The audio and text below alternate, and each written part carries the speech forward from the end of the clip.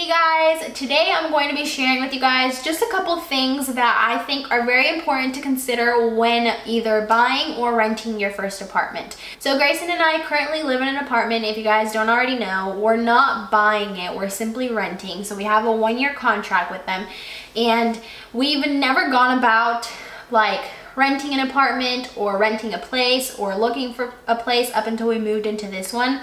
So it was honestly quite a journey, and there was a lot that I feel like we learned and a lot that really needs to be taken into consideration, and I kind of just wanted to share that stuff with you guys because I feel like it's some really helpful tips for #adulting, okay?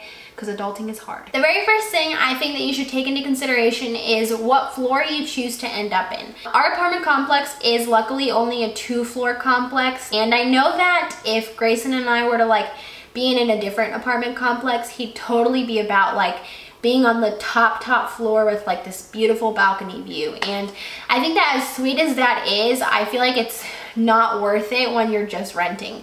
And the reason I say this is because when Grayson and I moved into our apartment, we were the only two moving in the furniture, and that was so exhausting. And I can't even begin to imagine what it would be like if we were doing like a 2nd or a 3rd or a 4th floor. So our apartment complex is 2 floors, like I said, but there's no elevators.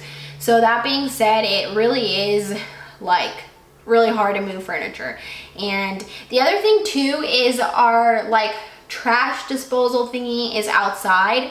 So whenever we have to take out trash, like we have to, you know, walk and like throw it out. So it's not difficult, but I can't even, oh, groceries.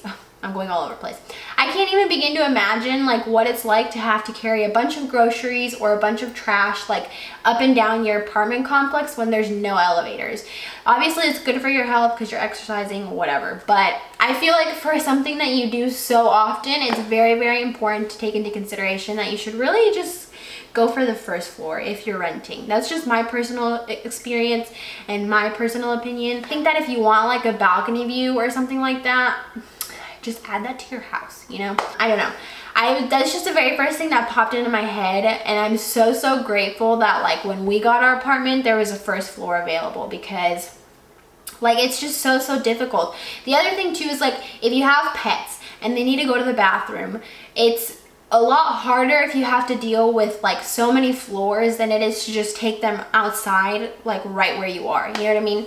So that's the very first thing that I think you guys should take into consideration. Again, this is personal preference, but I think that at the end of the day, it's really important. And I feel like it's not something that you think about when you're first looking for your apartment, but you definitely should. The second thing I think you should take into consideration is how safe the area is and what kind of like amenities, is that the word? What kind of like stores and good things do you have in your area? So when Grayson and I were looking for apartments, I remember back when we lived in Florida, the cheapest apartments were sadly in like the not so nice areas of Florida, and it's not like a very safe place, and you can kind of just tell that like there's not a lot in the area. There's not really good stores, grocery stores, like anything along those lines. It's just not very good. Luckily here in Arkansas, everything's a lot closer, so I feel like it's more just a matter of like what type of environment you're looking for. So our apartment complex is luckily located in a really nice and central area. I think we're very close to grocery stores and just a lot of like fun things to do, like movie theaters and just kind of things that I think are sweet to have that don't require a lot of gas. The people who we met who helped us go about renting this place, who is it, like the manager or whoever is in like the front office of like the leasing room, they were super sweet, super friendly.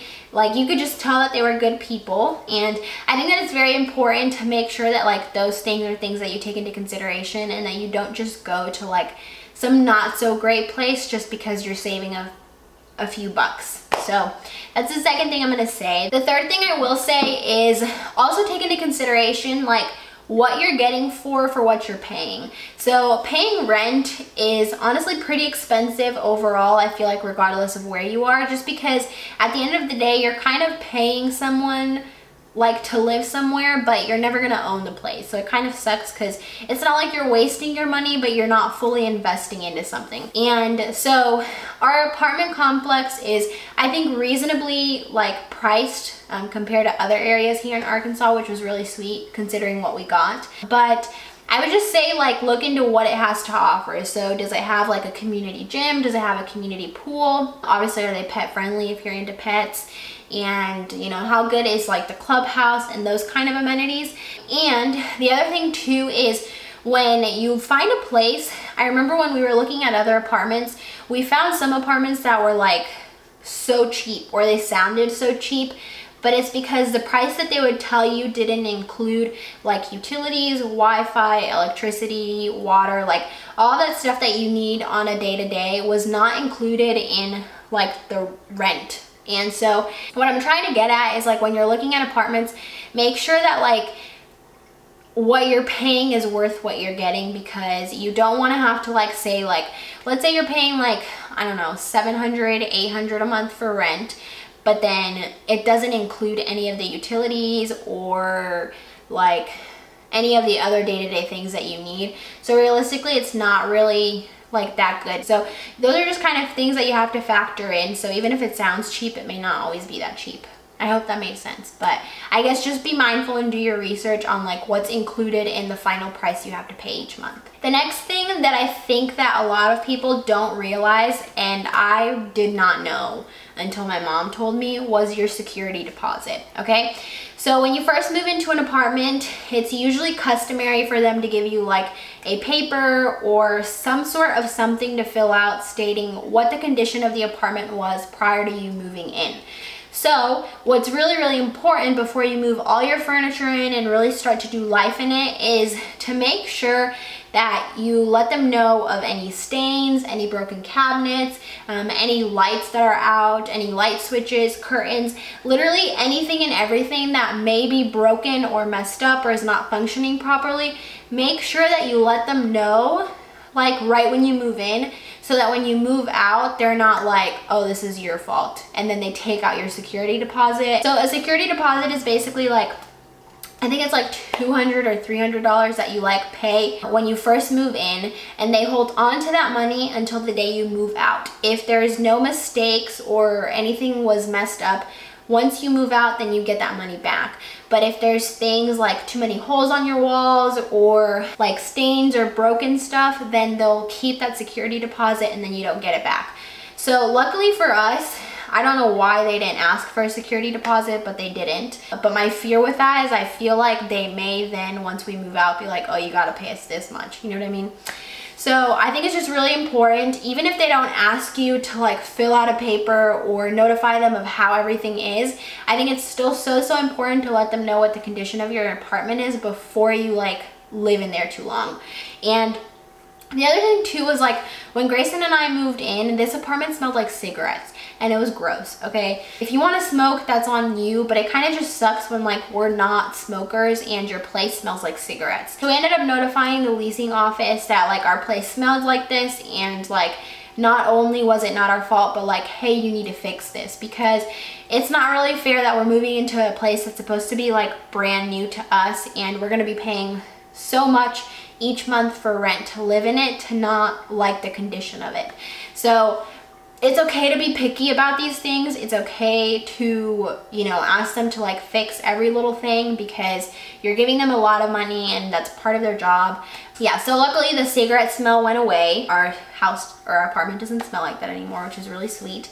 And we filled out a paper, like I said. I think that's just really, really important. It's one of those things that I didn't like think about or didn't realize how important it was until my mom talked to me and she's like, Angelica, take pictures of everything. I was like, okay, so definitely do that, whether or not they ask for it, because it'll save you a couple $100. And the last thing I will say kind of has to do with what I just said about being a little bit picky. So being picky in reality is kind of annoying, and if you don't need to be picky, like, you know, don't be picky.